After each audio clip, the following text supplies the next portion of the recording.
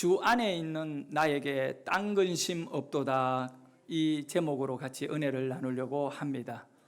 우리 같이 한번 따라합시다. 주 안에 있는 나에게 딴 근심 없도다. 여러분, 근심스러운 것들 많이 있지요? 그러나 주 안에 있는 여러분에게는 딴 근심이 싹 사라지는 그 은혜가 있기를 소원합니다. 프랑스인으로서 유명한 작가지요. 어린 왕자 소설을 쓸 뿐만 아니라 또 미소라고 하는 단편 소설이 있습니다. 미소. 작가가 누구냐면 생텍베제리라고 하는 프랑스인이죠. 생텍베제리. 예, 생텍제페리. 이거 지금 영어 발음이고 좀 프랑스 발음으로. 그 미소라고 하는 이 작품을 만들었는데, 그 내용은 본인이 전쟁에 참여해가지고 겪었던 일을 이제 소설로 만들었어요. 그 제목이 미소. 그가 그 이탈리아에서 포로로 잡혔습니다. 원래 이 비행기 조종사예요. 그리고 이분이 이제 젊은 날에 그 비행기 추락 사고로 전투 도중에 이제 죽게 되는데, 그 전에 이 소설을 남겼지요. 적에게 붙잡혀가지고 감옥에 갇혔습니다.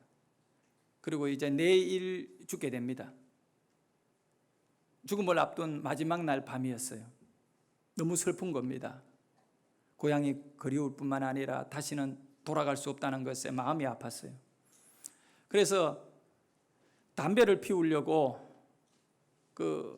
이 창살 밖에 감옥을 지키는 군인에게 손짓해서 불렀습니다. 한밤중이었습니다.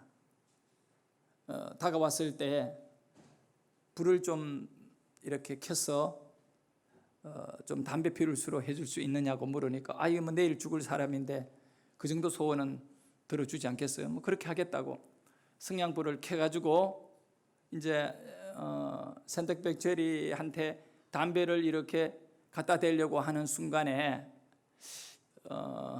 생각 외로 이 간수가, 군인이 자기에게 너무 이렇게 배려를 많이 해준 것에 대해서 고마운 거예요. 그래서 환한 미소, 그러니까 웃음, 얼굴에 그 미소를 띠면서 이렇게 담배를 이렇게 물고 불을 붙이는 순간에 그 성냥불로 인하여 이 간수와 생텍베제리의 얼굴이 이렇게 환하게 서로 보고 있는데, 그 죽어야 될 죄수의 얼굴에 아주 이렇게 미소가 돌아는 거예요. 그걸 보는 순간에 이 간수도 이렇게 좀 의외이니까 같이 웃어준 거예요. 그 둘 다 웃게 되는 거예요. 미소를 짓게 되는 거예요. 그리고 이제 담배를 피우면서 이렇게 말없이 서로를 바라보는데, 이 간수가 생텍베제리에게 묻습니다. 당신 자녀가 있어요? 그런 순간에 이 생텍베제리가 그렇고 말고요, 자녀가 있지요.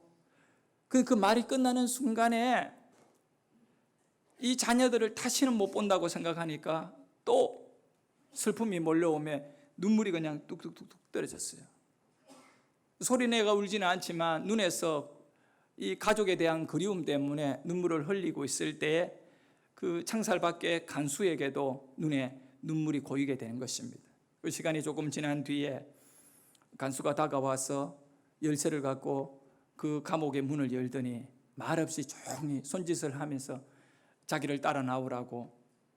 그래서 이렇게 따라 나가서 감옥 밖으로, 그 당시에는 좀 전쟁 도중이고 감옥이 조금 허술해, 경비병들에 의해 가지고 모든 것이 다 맡겨진 상태인데, 그래 감옥 밖으로 안내를 받아가지고 그날 밤새도록 도망을 나와가 살게 되는 거예요. 이게 실화예요. 실화를 배경으로 해가지고 쓴 소설 미소라고 하는 이 소설입니다. 그는 그 작품을 통하여 무엇을 말하고 싶었냐 하면, 자기는 죽을 수밖에 없는 상황 속에서 이 미소를 짓고 웃음을 통하여 살게 되었다라고 하는 그 이야기를 담고 있는, 그래서 우리는 참 많이 이렇게 웃고 살아야 될 것을 강조하는 거 아니겠습니까? 제가 왜 이 이야기를 여러분에게 먼저 전하느냐 하면, 하나님의 사람은, 우리 예수 믿는 여러분들은 어떤 경우에도 얼굴에 그 미소를 잃어버리지 말아야 된다. 사실 저도 그렇게 못 삽니다. 왜냐하면 감정에 늘 이렇게 반응하는 그런 삶이 우리에게 있잖아요. 하지만 이것을 꼭 기억해야 돼요. 어떤 경우에도 우리 예수 믿는 사람들은 얼굴에 미소를 잃어버리지 말아야 된다. 왜 그러냐 하면 하나님은 우리가 어떤 상황에 있든 간에 우리를 버리지 않고 끝까지 책임져 준다는 걸 믿기 때문에 그런 줄 믿습니다. 여러분, 세상 모든 사람들이 왜 미소를 잃어버립니까? 슬픔에 빠지고 근심에 빠지느냐 하면 여러 가지 이유들이 있어요. 그 중에 하나를 깊이 이렇게 파고 들어가 보면 결론은 그것 때문에 그랬다. 뭐냐? 돈 때문에 그랬다는 거예요. 돈 때문에 울고 돈 때문에 웃기도 하고, 돈이 우리의 감정을 또 우리의 인생을 많이 주장하고 있는 것 같아요. 그런데 특히 이 돈은요, 사람들의 마음을 병들게 한다는 거예요. 마음이 병들어 있으면 얼굴에 웃음을 잃어버리고 사는 거죠.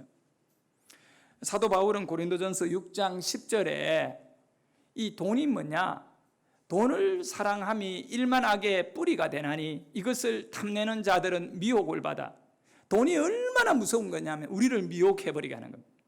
그래서 믿음에서 떠나게 한다는 거예요. 돈이 여러분에게 있어서 믿음에서 떠나게 해서 많은 근심으로써 결국은 근심을 우리한테 몰아주게 하고 자기를 찔렀도다. 근심을 갖고 우리의 심령을 찌르는 것이 그 뿌리가 뭐냐?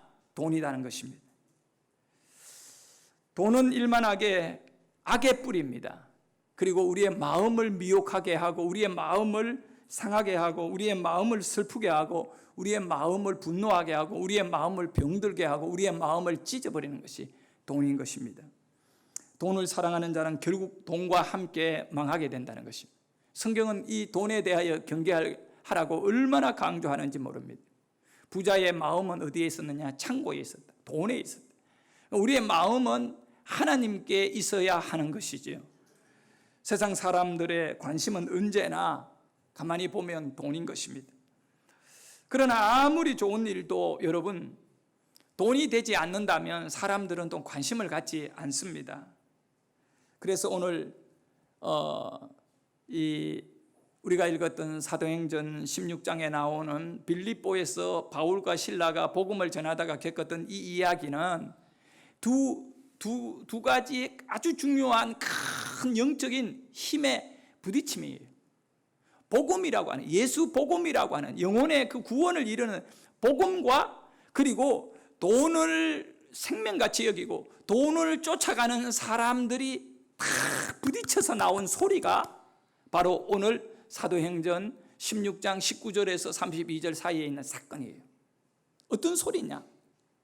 거기서 돈을 좋아하는 사람들은 막 분노하는 소리를 내는 겁니다. 내용은 이렇습니다. 이 빌립보에 유명한 점장이가 있습니다. 용합니다. 오늘날 같으면 내놓으라 하는 사람들이 돈보따리 사서 이 점장이에게 찾아갈 겁니다. 이 점장이는 귀신이 들려가지고 귀신이 이 점장이 속에 있어요. 그리고 얼마나 점을 잘 치는지 훤하게, 그래서 귀신같이 알아맞힌다는 말이 있잖아요. 점장이들이 보통이 아니에요. 귀신이 신접한 점장이들은요 아주 갖고 놉니다. 결국은 그거 망할 것이지만 일단 사람들을 속여버려요. 그러니까 이 점장이에게 사람들이 줄을 서는 겁니다. 근데 이 점장이는 여종이었습니다. 주인이 따로 있습니다. 로마 시대의 종은 그냥 짐승같이 사용되어지는 거예요. 주인은 이 여인을 점치도록 만들어 놓고 들어오는 수익은 모두 주인이 갖고 가버립니다. 그래서 이 여인이 점을 치면서 그렇게 살았는데, 바울이 그 복음을 전하기 위해서 빌립보에 갔다가 기도할 장소를 찾아가고 있는데 길에서 이 점장이 여인을 만나게 되는 겁니다. 근데 이 귀신 들린 이 점장이 여인이 바울을 딱 보는 순간에 하나님의 사도, 복음을 전하는 일꾼인 걸 알아버리는 것입니다. 그리고는 바울이 가는 곳곳마다 따라다니며 괴롭히는 겁니다. 그래서 바울이 심히 괴로웠어요. 그래서 바울이 이 여자의 그 속에 들어가 있는 귀신을 쫓아내. 사도행전 16장 16절을 우리 같이 한번 크게 읽어봅니다. 시작. 우리가 기도하는 곳에 가다가 점치는 귀신 들린 여종 하나를 만나니 점으로 그 주인들에게 큰 이익을 주는 자라. 작은 이익이 아니라 어떤 이익을 준다고요? 큰 이익을 주는 거예요. 가치 있는 거예요. 회사로 따지자면 수익이 어마어마하게 많이 나오는 거예요. 그러니 이 여인의 주인은 언제나 이 점장이를 잘 관리하는 거예요. 왜냐? 그들의 마음이 돈에 있거든요. 이 여인을 한 번도 사랑한 적이 없어요. 이 주인들은 여인을 사랑하는 것이 아니라 돈을 사랑하는 거예요. 그래서 이 여인을 귀하게 여기면서 다치면 안 되는 이유는, 병들면 안 되는 이유는 이 여인을 통하여 수익을 거두어 드리게 돼요. 돈을 더 가질 수 있기 때문에. 그러니까 사람을 돈으로 보는 겁니다. 근데 바울이 그 여인에게 들어가 있는 귀신을 어떻게 했다고요? 쫓아내버린 겁니다. 더 이상 이 여종은 점을 칠 수가 없게 되는 겁니다. 여기서 이제 문제가 나타나기 시작합니다. 이 여인의 주인들이 자기네들의 수익이 끊어진 것을 알고 너무나 붕괴하는 거예요. 왜? 돈을 쫓아가는 인생들이 돈이 이제 중단된 거예요. 그 뒤에 있는 말씀을 보면 18절 내용을 우리 함께 또 읽어봅니다. 바울이 심히 괴로워하여 내가 내게 명하노니 그에게서 나오라 하니 귀신이 즉시 나오니라. 아멘. 사도 바울은 예수 이름으로 이 여종의 몸에 들어가 있는 귀신을 쫓아내버렸습니다. 결국은 귀신이 떠나버린 이후에 이 여자는 자유를 얻게 되는 겁니다. 정상적으로 자기 의지로 살게 되는 해방을 얻게 되는 거지. 얼마나 귀한지 몰라요. 그런데 이런 축하하고 좋아해야 될 일이짐에도 불구하고 돈을 쫓아가는 인생들은 오히려 그 사실에 대하여 너무너무 억울해하고요, 분노해하고요.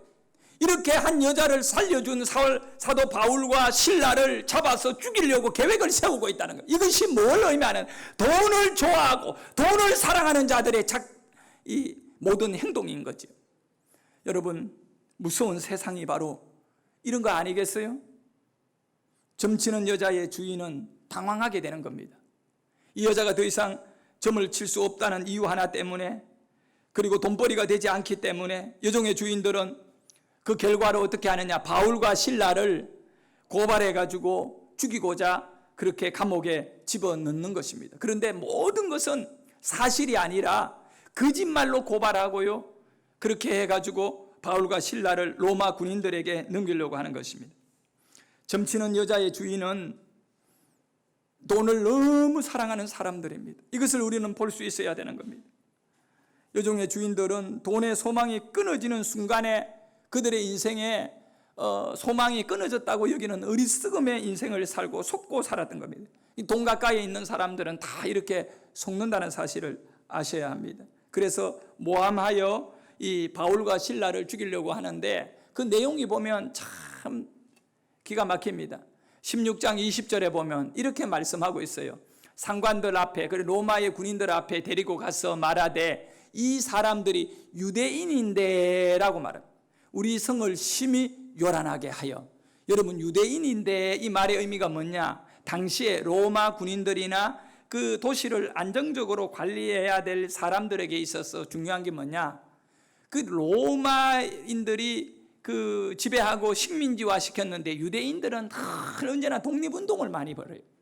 그렇기 때문에 로마 군인들은 예루살렘이나 그 이스라엘에서 일어나는 끊임없는 반란을 그 잠재워야 통치를 제대로 할 수 있잖아요. 그래서 그 로마의 지도자들 가운데에는 반유대주의가 있습니다. 그러니까 유대인들을 싫어하는 거예요. 왜 그럴까요? 자꾸 데모하고 반란을 일으키니까 이거 골치 아프고, 그거다가 문제가 더 생기면 지도자들은 또 갈아치우고요. 그 높은 로마의 황제에는 또 그렇게 편하게 가려고. 그러다 보니까 이 빌립보라는 지역에서도 유대인들이 꽤 살고 있었는데 이 귀신 들린 여종의 주인들은 그걸 이용을 하는 거예요. 유대인인데라고 말하면 유대인들은 반감 있잖아요, 로마인들에게. 얘네들 가만히 내버려 두면 이 도시를 그 뒤에도 계속 그냥 혼란케 하고 만들어요. 우리를 선동해가지고 이상한 문화를, 이상한 그런 어떤 풍속을 우리에게 전한다, 이렇게. 그러니까 로마 군인들 입장에서는 깜짝 놀랄 일입니다. 이 선동자들이 나타나가 떠들고 다닌다라고 고발이 들어온 것입니다. 그런 순간에 이 로마의 군인들은 이 바울과 실라에게 어떤 변호권을 줘가지고 왜 그렇게 되었는지 전혀 물어보지도 않고요, 일방적으로 바울과 실라를 결박하고 그 거리 잡힌 그 현장에서 옷을 찢고 사람들 보는 앞에서 공개적으로 매를 치기 시작하는, 로마의 채찍으로 때렸던 겁니다. 얼마나 많이 맞았는가, 바울과 실라는 정신을 잃어버리고 온몸은 피투성이가 된 상태였습니다. 그리고 그 로마의 깊은 감옥 속 지하실에다가 바울과 실라는 질질 끌려가지고 내던져지고 다리에는 쇠사슬로 채워지고 그렇게 결박이 되어 감옥 속에 갇혔습니다. 이런 기가 막힌 환경에 바울과 실라가 이렇게 구타를 당하고 결박되어 있습니다. 여러분, 바울과 실라의 이 몸은 이제 매여가지고 맞아가지고 상처투성이가 되어서 조금만 움직여도 그 상처로부터 오는 고통 때문에 소리를 내면서 그렇게 정말 힘든 상황이 되고 말았습니다. 그러면 정신은 살아있잖아요. 몸은 다 망가졌지만 이럴 때 사람들은 자신을 그렇게 처절하게 때리고 또 망가뜨린 이 부분에 대하여 여러 가지 생각들을 많이 하게 됩니다. 결국은 어떤 생각을 하든 간에 마지막에는 하나의 생각을 하게 됩니다. 자기 인생에 대하여 원망하게 되는 거죠. 원망하고 누군가를 미워하고 좌절하며 절망하는 것, 일반적인 사람들이 겪는 길인 겁니다. 그런데 바울과 실라는 그러지 않았어요. 저 귀신 들린 여종들의 그 주인을 원망하지 않았어요. 일방적으로 재판도 제대로 하지 않고 길에서 옷을 찢고 때리고 그렇게 창피하게 벌거숭이를 만들어가지고 죽도록 때렸던 로마 군인들을 원망하지 않았어요. 그들이 감옥에서 깨어났을 때 한밤중이었습니다. 그들의 얼굴에는 원망이 아니라 평안이 있었습니다. 그리고 하나님을 향하여 찬양하며 기도하기 시작했습니다. 말씀을 보면 25절에 16장 25절에 이렇습니다. 우리 함께 읽습니다. 한밤중에 바울과 실라가 기도하고 하나님을 찬양하며 죄수들이 듣더라. 하나님의 사람은 달라야 한다는 것입니다. 이 처절하고 슬픈 환경 속에서 사람을 원망하고 하나님을 원망하는 것 아닙니다. 바울과 실라의 얼굴에는 찬양을 하고 있다는 것은 미소를 가지고 있다는 것을 의미합니다. 하나님에 대한 신뢰가 아직도 그들의 얼굴에는 무너지지 않았습니다. 그들의 육체는 다 맞아서 무너졌을지 모릅니다. 피투성이가 되었지만 그들의 믿음은 신비, 마음에 간직된 예수 그리스도의 복음의 그 생명은 여전히 그 매를 맞고 얼굴이 엉망이 되어 있는 그들의 얼굴에 평안으로 미소로 넘쳐나고 있습니다. 감옥 안에 찬양과 기도 소리가 울려 퍼지고 있습니다. 여러분 한번 생각해 보십시오. 감옥 안에는 언제나 죄수들이 전부 다 억울해가 들어왔다고 말하는 겁니다. 이런 이유들을 대면서 다 억울하다고 말하고요. 그리고 감옥에 있는 사람은 100에 100은 다 남을 원망하는 것입니다. 누구 때문에라고 하면서 또 원망하는 겁니다. 감옥 안은 언제나 원망의 소리가 넘쳐납니다. 그 감옥을 관리하는 군인들, 그 간수들은요, 늘 그 소리를 들으면서 살면서 그 감옥 안에 있는 죄수들을 인간 취급을 하지 않습니다. 너희들은 원래 그런 인간이야. 그러고는 정말 잔인하게 대하기도 하는 것입니다. 그런데 이상한 일이 있습니다. 감옥에 던져졌던 매를 맞고 이제 끙끙거리면 신음소리만 내어야 할 감옥 안에 그날 밤에 놀라운 일이 일어납니다. 아파서 울부짖는 신음소리, 누구에 대한 원망소리, 이런 얘기가 넘쳐야 될 감옥 안에 찬양 소리가 넘쳐나고 기도 소리가 넘쳐나는 것입니다. 감옥 안이 바뀌어진 것입니다. 우리 예수 믿는 믿음의 사람들이 어디에 있든 간에 좀 달라짐이 있기를 예수 이름으로 축원합니다. 모든 사람들이 잠든 한밤중에 바울과 실라는 찬양을 했던 겁니다. 찬양하며 기뻐했던 겁니다. 그리고 하나님께 기도했던 겁니다. 이것을 우리가 바라보면서 죄수들이나 아니면 간수들이 자다가 그 시끄러운 소리에 잠을 깨게 될 수도 있을 겁니다. 그러니까 듣더라, 간수들이 듣더라, 안에 있는 죄수들도 듣고 다 들었습니다. 여기서 우리는 한 가지, 복음의 능력을 발견하게 됩니다. 예수의 능력을 발견하게 됩니다. 찬양의 능력을 발견하게 됩니다. 기도의 능력을 발견하게 되는 것입니다.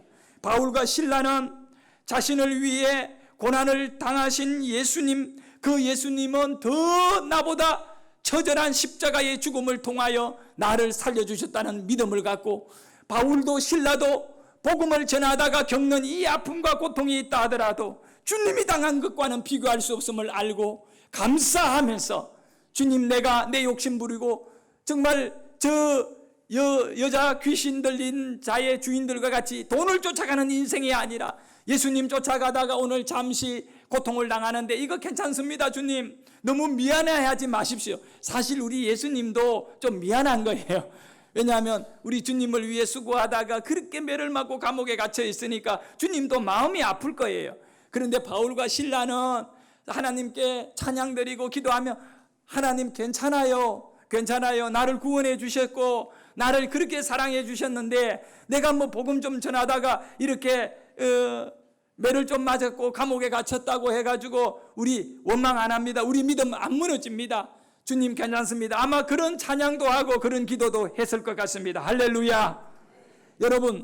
여러분이 이해할 수 없는 그렇고 어렵고 힘든 일이 갑자기 여러분에게 일어날 수가 있지 않습니까? 아니면 누군가가 여러분에게 큰 손해를 입혔을 수도 있지 않습니까? 그리고 또 가장 친한 사람이 여러분을 배신할 경우도 있습니다. 그리고 또 억울하게 바울과 실라같이 막 무지막지하게 두드려 맞고 정신까지 잃어버렸다가, 정신을 잃었다가 깨어날 수도 있는 겁니다. 그때 손해를 보았을 때에 또 남에게 큰 배신을 당했을 때에 또 정신을 잃었다가 깨어났을 때 가장 먼저 여러분의 얼굴에서 어떤 것이 나와야 되느냐? 깨어나면서 이놈의 죽여버려, 이렇게 깨어나지 않고 얼굴에 미소를 잃지 않고 그 처절하고 잔인한 삶의 현장에서 일어나면서 찬양하는 여러분 되기를 원합니다. 누군가가 여러분을 배신했어요. 친하던 사람이 여러분을 아주 모함했어요. 그 순간에도 찬양하시기를 바라고 기도하시기를 바랍니다. 그래서 여러분, 영적으로요 보면 찬양과 기도 소리는요, 우리가 뭐 예배 시간에 은혜롭게 성가대나 찬양단이나 우리가 곡조에 맞춰가만 하는 게 아니라 우리 안에 고통이 어려 있을 때 그 고통의 그 아픔과 함께 찬양 소리가 합쳐져서 이렇게 나오는 그 찬양이 있잖아요. 너무너무 힘들어서 그 힘이 없고 찬양할 힘이 없어서 그냥 몰아쉬면서 막 이렇게, 예를 들어 찬송가 370장 뭐 이렇게 하는 그 찬양, 그런 찬양이라고 했을 때 가장 능력 있는 찬양이라고 믿습니다. 예. 370장의 이 찬양은요, 오늘 이 사도행전 16장에 나오는 바울과 실라가 빌립보에서 두드려 맞고 감옥에 들어가고 찬양하고 기도하는 그 내용과 다 겹쳐지는 그런 찬양이거든요. 제가 아주 좋아하는 찬양 중에 하나입니다. 주 안에 있는 나에게 땅 근심이 있으랴 십자가 밑에 나아가 내 짐을 풀었네 주님을 찬송하면서 할렐루야 할렐루야 내 앞길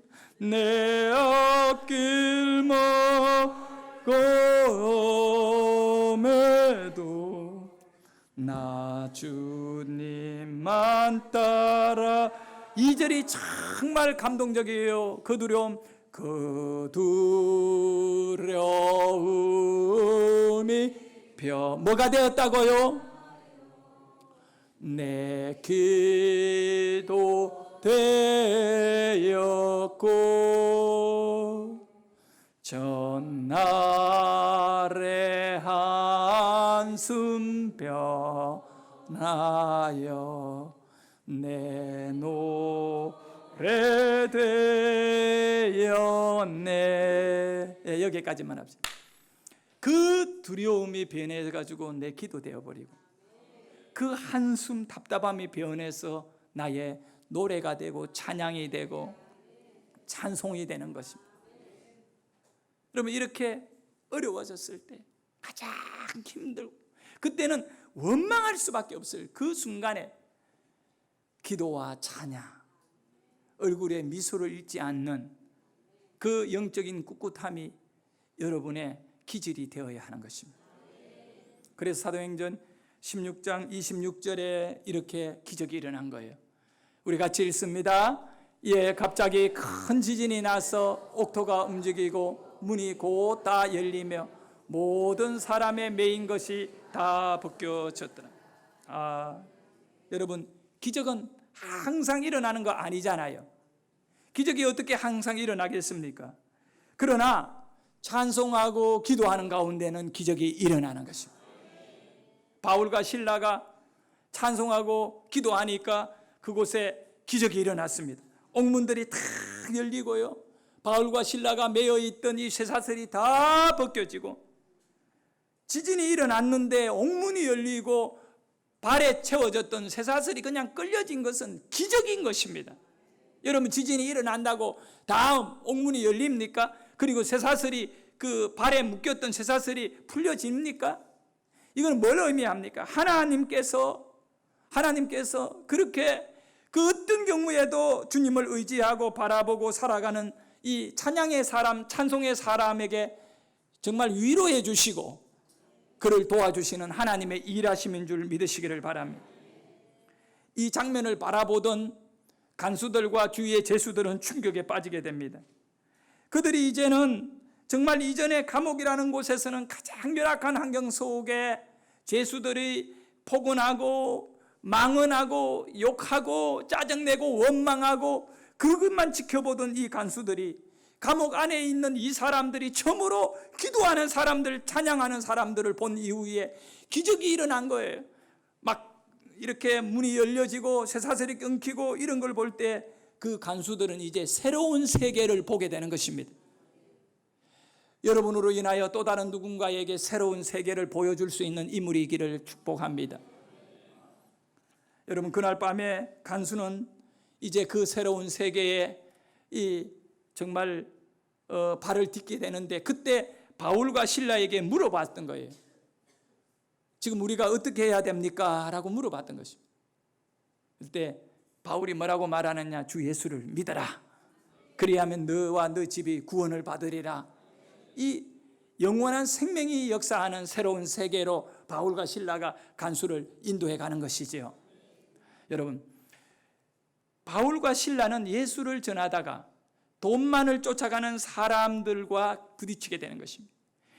그런데 처음에 보면 바울과 실라는 괜히 남의 일에 간섭했다가 처절하게 망하는 같이 보입니다. 로마 군인들이 막 묶어가 감옥에 잡아넣고 이렇게 했을 때요. 그러면 과연 바울과 실라가 망했는가? 그게 아니거든요. 최악의 환경으로 떨어졌잖아요. 매를 맞았고요. 감옥에 갇혔잖아요. 최악의 환경이에요. 여러분, 여기서 알아야 돼요. 여러분이 최악의 환경에 떨어질 때에도 기도와 찬양을 하게 되면 하나님은 최고의 환경으로 바꾸어 주시는 겁니다. 이것이 오늘 메시지의 핵심인 것입니다. 우리는 누구나 언제든지 예약되지 않은 최악의 환경들이 물질적으로나 건강적으로나 어려운 문제로 우리에게 나타날 때가 있어요. 그때 여러분이 어떻게 되냐? 그 어려움 속에서 얼굴에 근심이 아니라 미소를 지으면서 찬양하십시오. 기도하십시오. 그러면 하나님께서 여러분이 당한 최악의 환경을 최고의 환경으로 바꾸어 주실 겁니다. 바울과 실라가 최악의 환경 속에서 찬양하고 기도했더니 최고의 환경으로, 간수들이, 이 죄수들은 짐승 취급했는데 찬양하고 기도한 이후에 옥문이 흔들리고 쇠사슬이 벗겨지고 그런 기적이 일어난 뒤에 어떻게 됩니까? 간수들이 바울과 실라에게 다가와서 엎드려서 절하면서 우리가 어떻게 해야 됩니까? 라고 묻잖아요. 길을 묻잖아요. 새로운 세계로 인도받으려고 길을 묻잖아요. 여러분이 아무리 힘들고 어려운 일을 당하더라도 절대로 원망, 낙심, 그런 인생 살지 않기를 원합니다. 하나님은 여전히 우리를 그렇게 다루신다는 겁니다. 여기서 우리가 한 가지 알아야 될 사실이 있습니다. 뭐냐 하면 우리가 주님을 위하여 살다가 믿음 갖고 믿음 지키며 살아가다가 때로는 우리 하나님께서 바울과 실라를 깊은 감옥에 매를 맞고 던져 넣을 때도 있었다는 겁니다. 바울과 실라를 매 맞고 감옥에 넣을 수도 있는 그 하나님이 허락하신 거예요. 그와 같이 우리 하나님께서 때로 여러분들을 감옥에 넣을 수도 있고 때로 하나님께서 여러분을 병원에다가 잡아 넣을 수도 있어요. 또는 때로 하나님께서 여러분을 기가 막히는 고난 속에 넣을 수도 있어요.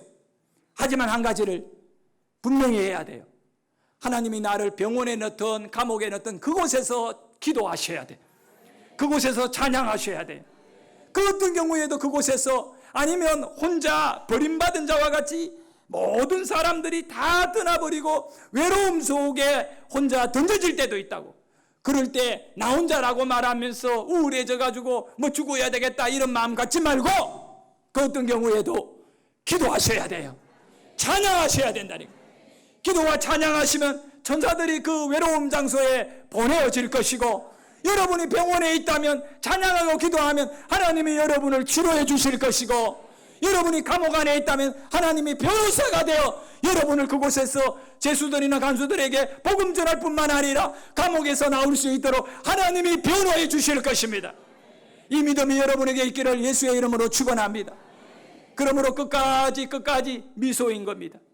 우리의 얼굴에는 환한 웃음이 있어야 되는 이유는 나는 최악의 환경에 떨어지더라도 하나님이 나를 도와주신다. 이 굳건하고 견고한 믿음을 갖고 우리가 살아가기를 주의 이름으로 축원합니다. 기도드리겠습니다. 하나님